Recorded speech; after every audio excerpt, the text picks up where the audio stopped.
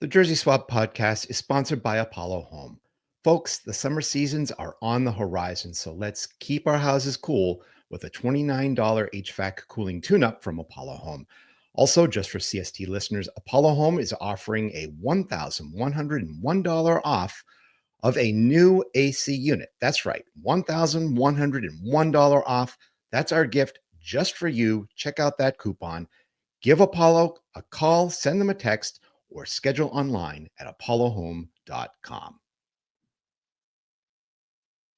The podcast is also sponsored by Beyond Exercise. Beyond Exercise is a local physical therapy and fitness business that helps people stay active and injury-free here in the Queen City. In fact, they help some of our local MLS, MLS Next, and FCC Academy players with their health and performance needs. Check out their suite of services at gobeyondexercise.com. Okay, folks, welcome back to the Jersey Swap podcast. And we knew it would be coming, that fatal trap game, 4-2 loss on the road down at the Benz against Atlanta United. But your FC Cincinnati still walked confidently afterwards, even though they might not be walking very diligently. All of our wishes to Nick Hagglund. Hopefully the broken ribs aren't too bad. No rest for the weary, though. It doesn't help having an ultra short week. So we're going to try to give you two this week. With me today, we're going to be talking about FC Dallas. We have to talk about the Lucho Acosta-sized hole that has been left in ours and now goes to the Toros down there. We've got Buzz Carrick from the Third Degree for his opinion on how D-Town fans have embraced Lucho, as well as prepare for Wednesday's matchup. Buzz, thank you very much for joining us here at the Jersey Swap. Oh, you're welcome. Thanks for the invitation. Yeah, we're trying to reach out to as many people in such a short amount of time here. We know that you guys got that extra day on Saturday, but you're coming out of Seattle. So I think we'll probably both be dog tired going into Wednesday. Yeah, Dallas planned ahead and did a fair bit of rotation at Seattle. So they tried to mitigate, the window in the sense of like with the cup, the game they had, and then a 3-game week this week, they knew they were having a really heavy load. So in a lot of ways, they sacrificed the Seattle game to try and be better for the cup game because that's what they were really, really into. Mm-hmm. And then that meant that they'll be relatively fresh in a sense for FC Cincinnati.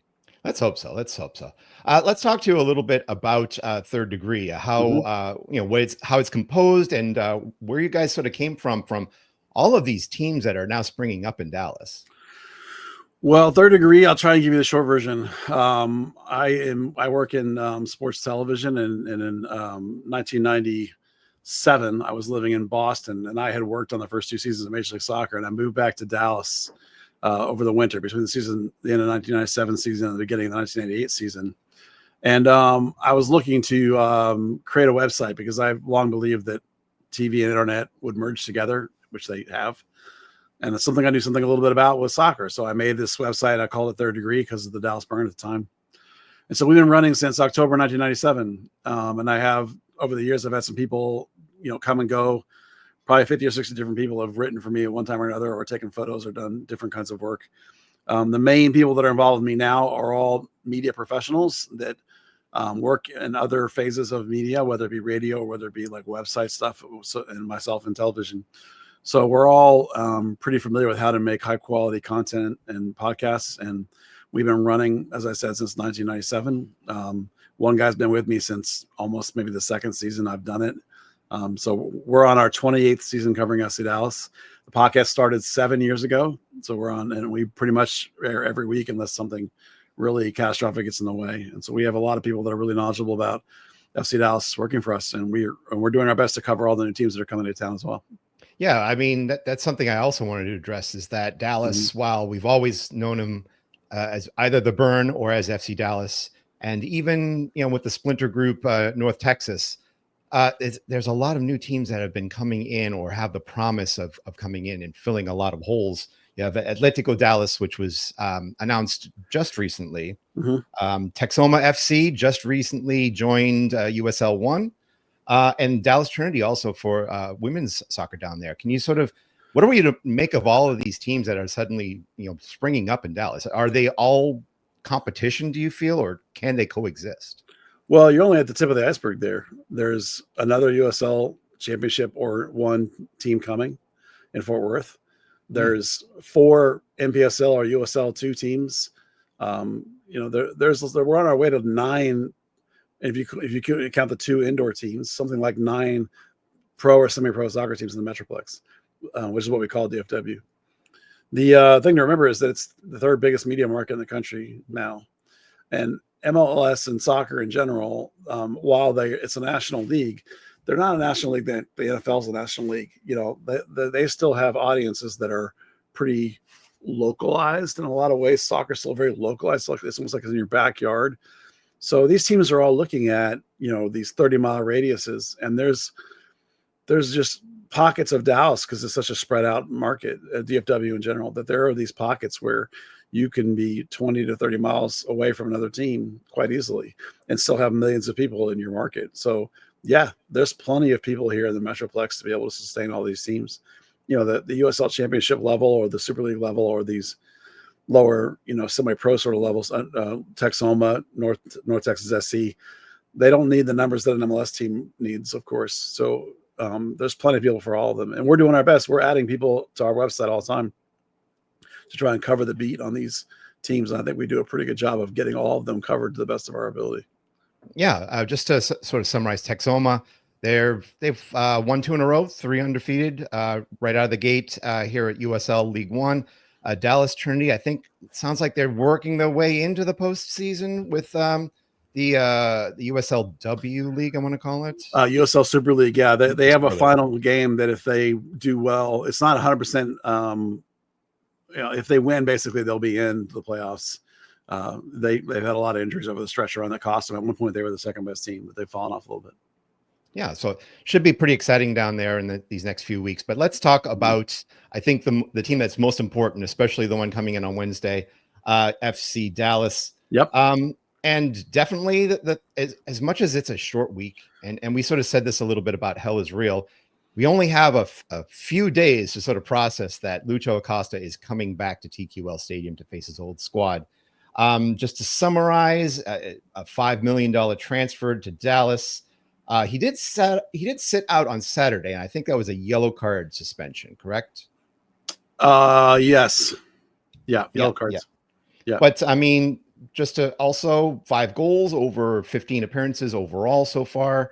I guess the big question is, I mean, this was a humongous bit of news from us for him leaving town and sort of having issues with the front office. But what's been the fan reaction down there for bringing Acosta into town?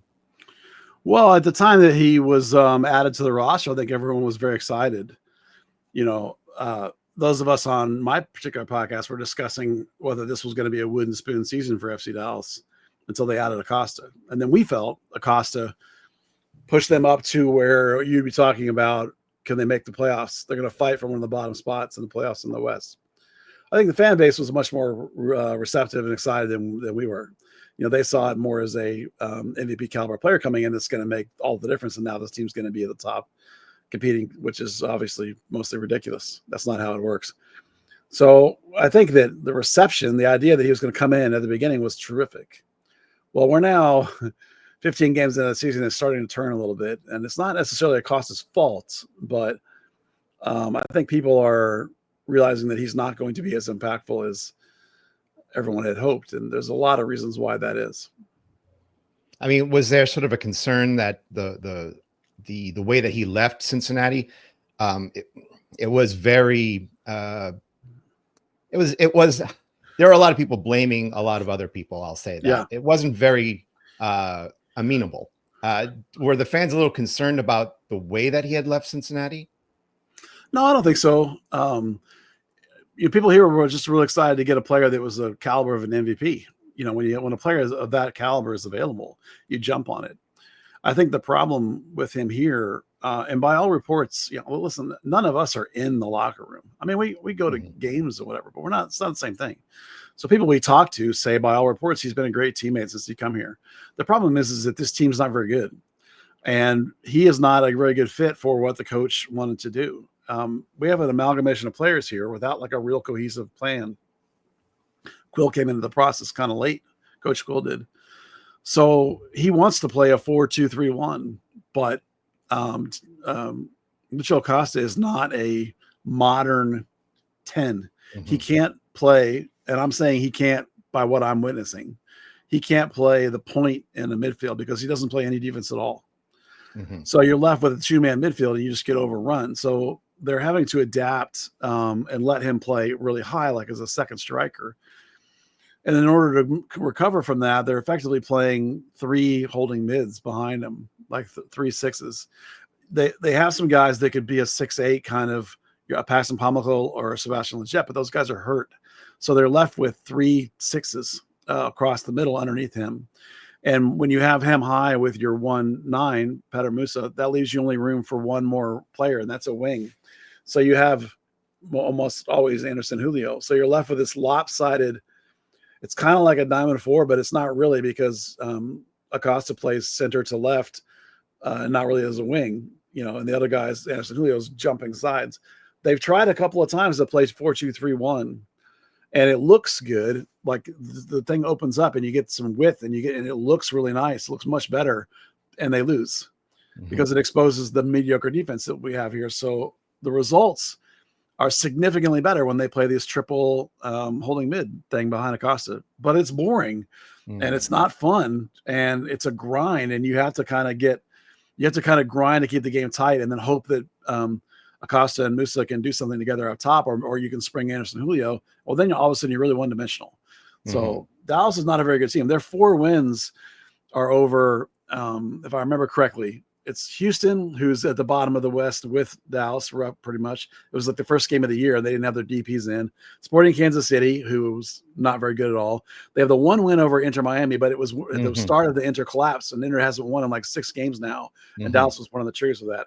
And then the last one was who else was it? Somebody else near the bottom of the conference. So they haven't beaten anybody good. They're only beating teams that are bad. And they're losing games to anyone who's mediocre in the middle of the pack or the top of the pack. So this team is not very good. They haven't won now. They have 1 win in 8, I think. Even if you include the Open Cup, it's 2-10. So Dallas is not in good shape. The game in Seattle, they did rotate to try and be fresher so that they could bring back like their more like first choice that you saw against New York to play against Cincinnati. What shape it'll be.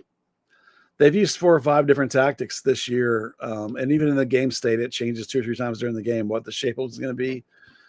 So I'm going to assume at this point it'll be the 4-3-1-2 is what we're kind of calling it. What's what Coach called it? I kind of called it a diamond 4, like a narrow diamond 4. So we'll see. You're not looking at a very good team. You're looking at a team that will try and come in and close the game down and shut the game down and try and keep it tight and limit the chances of the other team. Try and hold the opposition in any given game around 10 shots if they can do it. Limit the quality of the opportunities too, and then try and steal it. Try and get one, steal some points. So that's where the team is right now. It's just not very good. It sounds to me like, and this I'm going to make a parallel with how Lucho came in.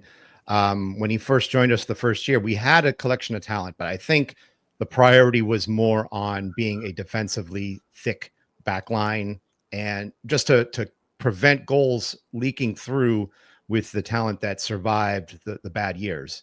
And it just didn't set in right away until a brand new coach came in. Pat Noonan sort of shifted a lot of people in and out, got his scheme into place.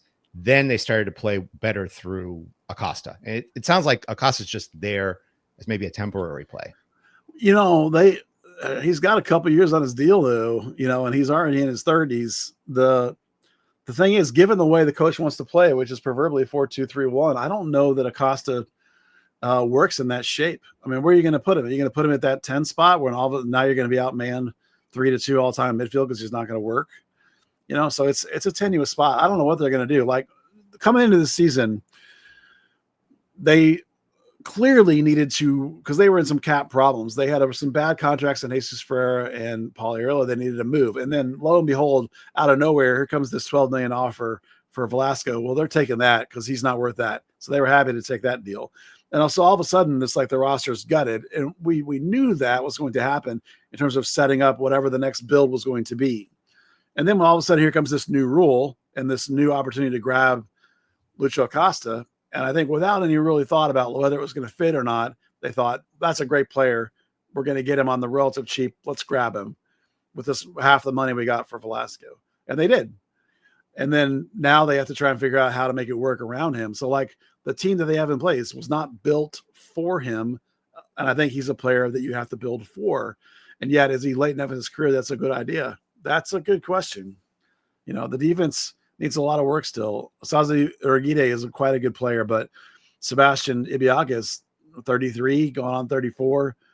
You know, Lawson Bubakar was kind of deemed surplus to requirements in Colorado. So like they grabbed him as like a backup, and frankly, he's out playing Ibeaga. You know, Shaq Moore's been sort of middle at best on the right.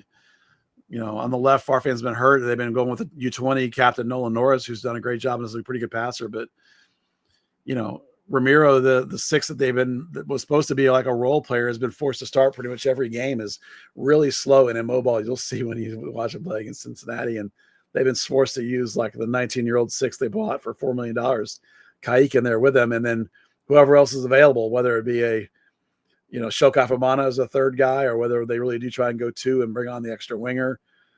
Bernie Camunga's playing the best he's played in a couple of years in the last game. So it's going to be, it's the very, very first stages of a rebuild here. And they've committed kind of to doing it with Lucho Acosta. And I don't know that that was the right choice in hindsight. Yeah, it sounds to me like there's a lot of pieces in play. I mean, you've had a lot of surprising additions over the past year. You mentioned a few of them: Shaq Moore from Nashville, Anderson Julio from RSL, surprisingly a trade with Sam Junkwa heading out as well. You've got Leo Chu coming in. He's been injured, but that's also accompanying the access for Jesus Ferreira, who's now with Seattle. Yeah, he was a make way for the Jesus contract. That's all. And yeah, he's a sellable asset. You know, that's it. Yeah. So I guess the big question is, with all these additions that have come in, you mentioned a lot of them, which of the secondary moves do you feel have really worked out the best for Dallas? Well, the Bubakar is relatively cheap. And so like as a backup piece, that's fine. The context of them missing a starting center back, you know, like as long as you didn't think he was going to be that answer and just thought he was going to be a backup piece, a depth piece, then he's been good. Anderson Julio has been great. We love Sam Junka, but you know, if that's what it costs to get Anderson Julio, that's fine. Shaq Moore's been average. Osaze Urgide is an absolute surprise. He came out of the French second division, you know, and we watched some tape off of YouTube or whatever, but that doesn't give you a real clue. We weren't really sure we were getting. He's been phenomenal. He's one of the best center backs this club's ever had. He's really good. Right this minute, I think he's trying to do too much because he knows that this team's pretty weak. He needs to play with himself a little bit, but he's a phenomenal talent, particularly for his age. Ramiro is, you know, a journeyman, 30-something-year-old, six, not really been well.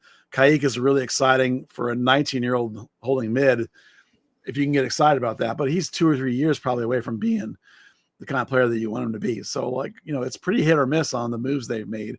And that's only 3 or 4 moves that have worked of what you're looking at, a pretty significant roster rebuild for a new coach. You know, this is only the first phase of what will be a transition if Quill gets his time, because the ownership here has publicly stated many times the playoffs are the minimum. Like, you got to make the playoffs. This is a club that only has missed like 8 times in their history. They almost always make it. So they have a standard of, you're going to make it no matter what we give you.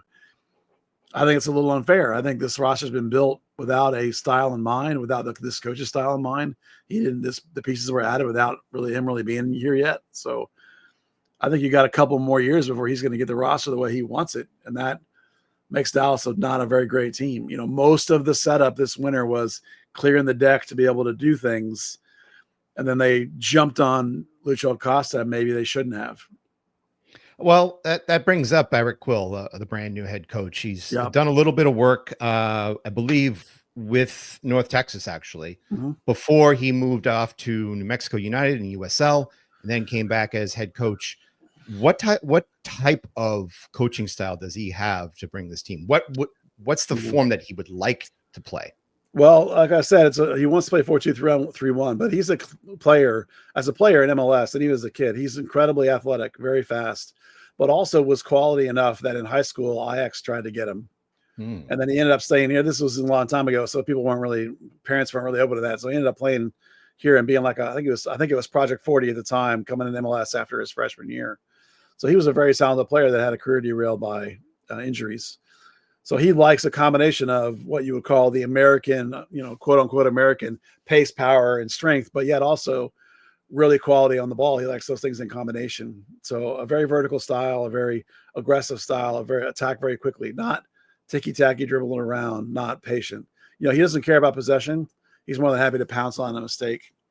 The reason why Dallas was interested in him is he was a coach for Houston Texans, a youth club, and he had both Chris Richards and Chris Kappas in that team, and he won the U18 DA championship with a non-academy team. And when he did it, he called up FC Dallas, called up Lucho and said, "Hey, I got 2 players you need to look at because I've done all I can with them here. They need to come to you." And so he had the best interest of those 2 players in mind. And of course, Chris Richards, you guys know, Crystal Palace, all that stuff. Chris Kappas has gone on to MLS, wouldn't let the FC Dallas sign him because Houston Dynamo blocked it for the territory rule.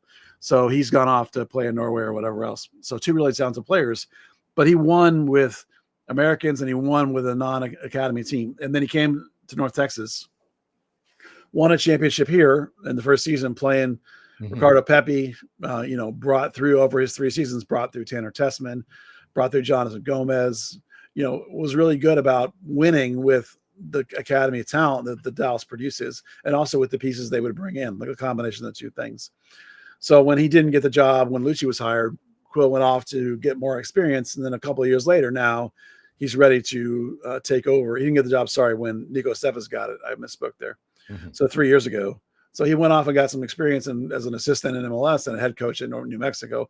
And so when Dallas, which is on a relatively limited coach budget, looked around and said, who is available that knows our system, knows how we work, has 1 year, he was the top of the pile. And so he got the gig. And I think he'd be a really good coach for this club, the way its DNA works, if they'll give him time. Because right now he's only 1 win better than, what got Nico Estevez fired, and only maybe a win and a tie ahead of like the 2003, the worst season in club history. So it's not going well. Hopefully he can coach him up enough to keep the job long enough to get to finish this rebuild that he's on. Yeah, one of those rare players who's played for teams that have changed their names: the Burn, the Metro Stars, the Wizards. All of them still in existence, but just not under that name. Very unique. Yeah, he was with Valderrama, at the Fusion, I think it was way back then. So the Mutiny, I think, right? Was it with the Mutiny? It was one of the 2 Miami teams. I can't remember Florida teams. Couldn't remember which one it was. But played with Valderrama in that team. Yeah, I think you're right. That was Tampa, wasn't it? Yeah. Well, let's look and see how Quill might set the stage for this game at TQL Stadium on Wednesday. You said 4-2-3-1. We're going to assume that you got Martin Paez. No, 4-4-3. Oh, I'm sorry. 4-3-1 numbers. Yeah, too many. Definitely a back 4. That's why I usually say diamond 4. Is what I usually say. Yeah, definitely a back 4. You've got Martin Paez in goal. Abubakar maybe. How do you see them setting up, especially with hopefully a fresh Lucho coming into this game? Yeah, the back 4 based on the rotations, I think it'll be Nolan Norris at left back. Irgide will be the center back, and I think Abubakar has outplayed Eviaga the last couple of games. So I think Abubakar will be the other center back, and then Shaq Moore will be back at right back. The 3 guys in midfield will be Ramiro and Kayik, and then maybe Paxton Pomykal. He got back to where he was like 45 minutes a couple of games ago, and then they went to Seattle on the turf. He wasn't going to start there. So like it might be time to give him a start with like a 55, 60-minute load. So that's a possibility. I can't give you that. And only the coach is going to know the answer to that question. If it's not Paxton, you're probably looking at Shoka Afamana or Patrick Delgado, who's the young Ecuadorian player. One of those 2 guys probably in that 3-man midfield if Paxton can't do it. And then up front, it'll be Lucho Acosta, Peter Musa, and Anderson Julio. And you'll get Julio flip-flopping sides, and Acosta will drift way out one side or drift way outside the other like he does, running away from the middle. So that's more than likely what the shape will be. I don't think he'll shift back to the 4-2-3-1 because they keep losing games in that. It doesn't work. It looks good, but it doesn't win. And sometimes you just got to grind results. That would be an interesting setup, especially I feel that an offense here at FC Cincinnati that can wow if they're all on the same page. And it doesn't feel like they quite are on the same page. Mhm. We're starting to see Dado Valenzuela get more time and playing with more confidence up there. But at the same time, there just doesn't seem to be the connection between Evander and Kevin Denke. Not quite yet in the sense that we had with Acosta and the likes of Brenner and Vazquez in the past. So I think there's a possibility that this could be another trap game for FC Cincinnati. And so I bring this out to you. If you were predicting this, you have a crystal ball, you have money in Vegas that was given to you, where would you be betting? On Cincinnati. FC Dallas is better on the road than they are at home. They're terrible at home. And they started the season, they had one of their best, I think it was 6 games undefeated on the road, which they've never done before. So they're better on the road than they are at home. But right now they're kind of a mess. Like I said, they haven't won in quite a bit. And they haven't beaten anybody that wasn't a full strength team in quite a bit. Now, when you say that maybe your offense isn't clicking, okay, maybe that's a chance to take off one of the holding mids and bring on a Bernie Kamungo. It won't be Leo Chu, he's hurt, maybe to bring on a little more offense. But when they do that, it really opens the game up. So if that you're looking at a high scoring game both ways, which I don't think Dallas will want at this time. I think they'll want to kind of keep it tight. So I think it'll be a very low scoring game and with it, maybe even a 0-0, 0-1 or 1-1 probably at the most, because the way Dallas will clamp it down and try to limit opportunities for the other team. Yeah, and I think Peter Musa is he still working himself back to 100%? Well, Petter can start and he can go, the complete game, but he's rusty. He was only out a couple of weeks. It wasn't a lot. The bigger problem there is the connection with him and Lucio Acosta, and the fact that if you don't have the second winger, then all of a sudden your center backs are really focused on Petter Musa, right? So if you bring on the second winger, then the thing opens up, and now Petter Musa is creating havoc. You maybe get more goal scoring opportunities, but then you've exposed your defense in the back, and now all of a sudden, so does Cincinnati have. So, they're kind of in a mode these days when Acosta and Musa are both healthy. The idea is that you're just hoping those two guys are going to do something special. You keep the game tight and hope that they can get it for you. So I think that's what you'll see is that kind of thing. And so he's perfectly fit, 100% fit. He could go 90 if you needed him to. It's just a question of, has the rust come off enough? And are those two guys working together? Because they work really well together. You can see that they're dialed in on the same page, and they're both, you guys have seen Lucho Acosta. He can be a lot of this, oh, what is everybody doing? And so Petter Musa is the same way. But I think people recognize that they're just those kinds of players on the field. They're very emotional, very demonstrative in their way they carry themselves. I don't, like I said, all reports are those guys are both really great teammates. And everybody likes them. It's not, this team hasn't given up. The locker room hasn't been lost. They don't all hate each other. They're all still super competitive and they super fight and claw. And even when they rotate all those guys up in Seattle, they still busted their tails, and they limited Seattle to one of their lower shot totals of the year. And that Seattle only scored on the PK. So this team is capable of climbing a game down and keeping it tight. I think that's what they're going to do. Yeah, and there's always that issue with Acosta, and I think communicating with the striker position. We've had that issue with him and whoever it was, whether it was Aaron Bupenza up top. Sometimes he had issues with Brenner, but in the end, it did work. And when Bupenza was gone, you didn't have really anybody up top that could really communicate with him. And that sounds like you might see that issue come up.